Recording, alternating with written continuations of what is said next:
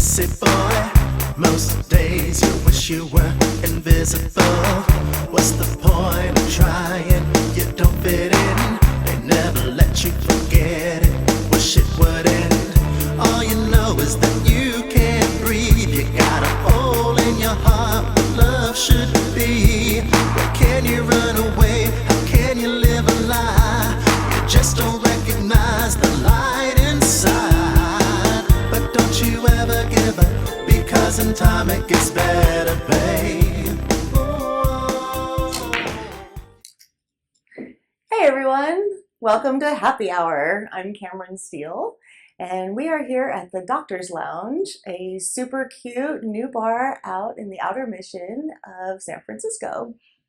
I'm so excited for Happy Hour today because I have a very dear friend of mine, an amazing musician, and you actually just heard one of his songs because he did the theme song for Happy Hour with Cameron Stiehl. So thank you, Saturn, for being here with us today. First order of business, Okay. I would like to introduce the Camerantini. This is elderflower liqueur, vodka, sweet and sour, twist of lemon, basically everything I love in a glass. Yeah, everything is better with the elderflower and a twist, I find. I have a drink named after me too. You do? It's called a Saturn cocktail. I came up with the Saturn cocktail before I even knew what elderflower was, so this was really old. Okay. So it's a raspberry vodka with a lemon lime soda, whichever one you prefer, and a blackberry liqueur to give it that flair, that extra sweetness, and that color. And a twist of lime, and it's very good. Let's just dive right in. Okay. You grew up in Baltimore. I did, yes. You did. Tell me about growing up in Baltimore. I actually went to school and college in Texas, and then moved back to Baltimore after college because, you know,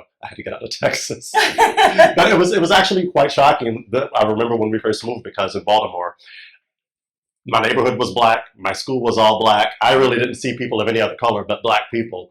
And then when I went to Texas, it was like completely the opposite.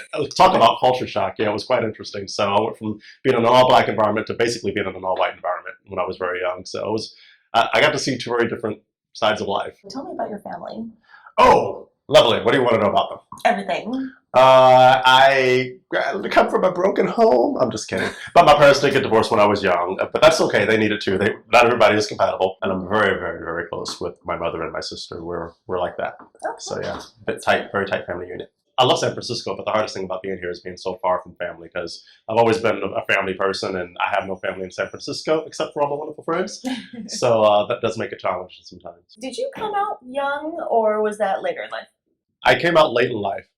I was actually surprised that more people didn't know, because looking back in retrospect, it was very obvious that I was gay. I mean, how could they not know? But people really didn't have a clue. Did you know? Well, yeah, obviously. I knew I was gay when I came out and the doctor smacked my ass and I liked it. It's like, yeah, daddy. You know, I knew right away. The funny thing is, you know, when you're a child, you don't know necessarily, at least back in the day, it might be different today, but you didn't know what gay was.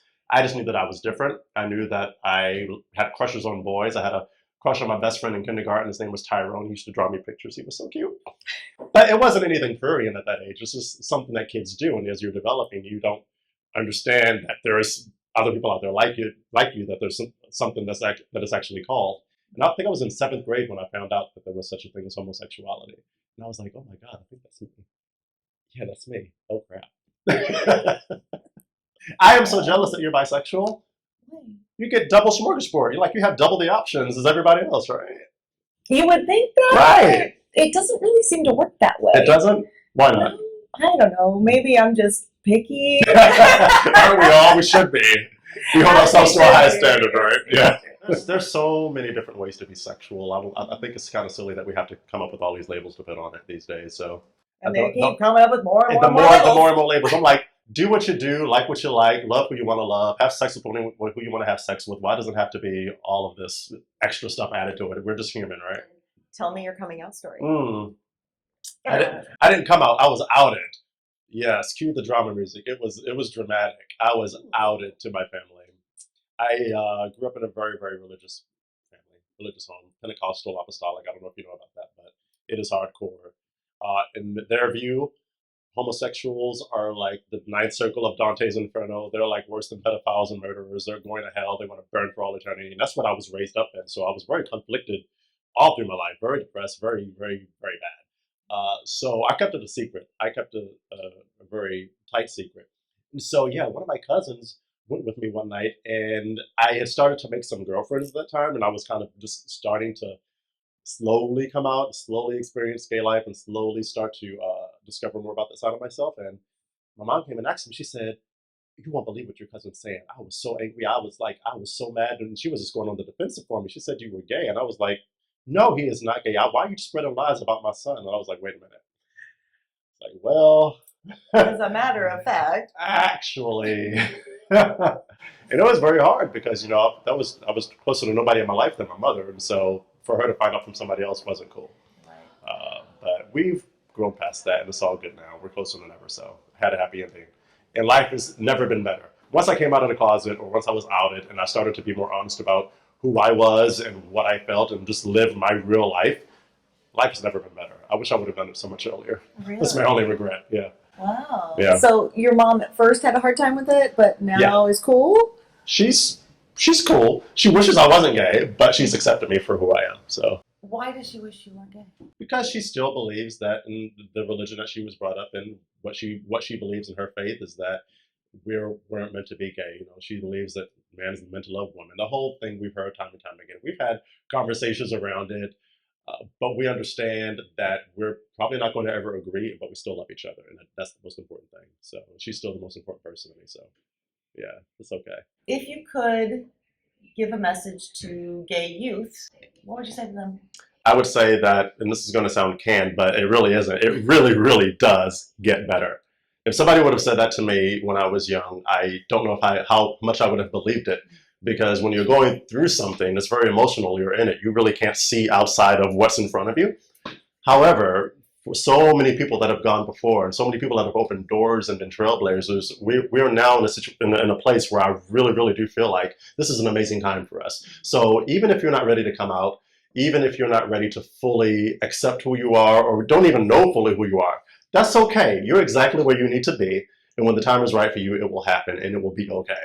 It will be okay. In fact, when you get an understanding of who you are, life changes for you in so many wonderful and dramatic ways. So just hang in there. It does get better. That's what I would say to the youth. What are your future dreams and goals? Where do you see yourself in the future?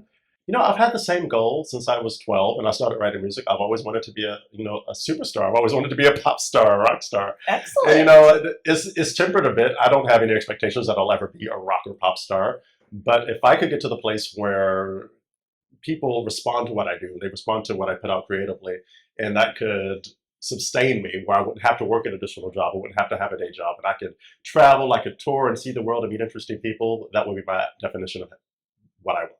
So talk to me about your day job versus having this whole musical career thing. You have to have the day job. You do. I have to pay the bill. do? I live in San Francisco. Do you people know how expensive it is to live in the city? It's very expensive. It is ridiculous. It is ridiculous. So yeah, I do have a day job, and it's very demanding. I'm a corporate sales coach, which means I coach people on how to be more efficient salespeople. I coach managers, coach executives, and it's really fun. I get to travel a lot for my job, which is also very demanding.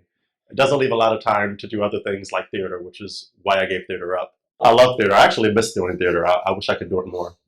There's a lot of theater here in San Francisco. Oh, honey, I know, but I would work too much. Oh, I know. Do you do She works hard for the money, let me tell you. Very hard. So hard for it, honey. Sing it. Where are you at with that, the music career? Funny you should ask.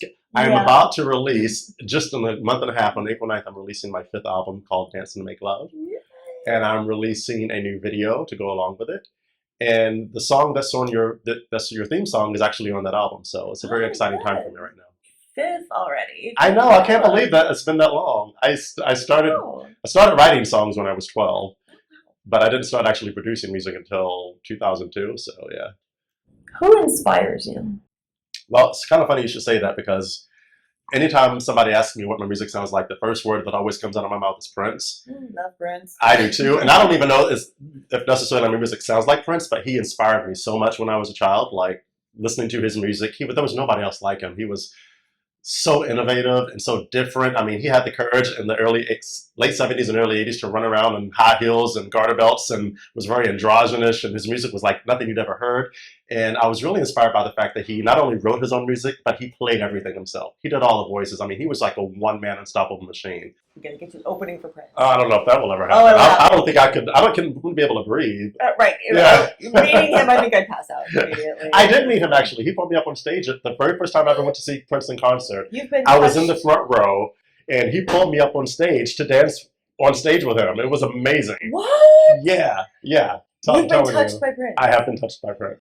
So thank you. Thank Thank you so you. much Thank for you for being here. thank you for having me, and thank you for using my song Oh, for your my theme God. song.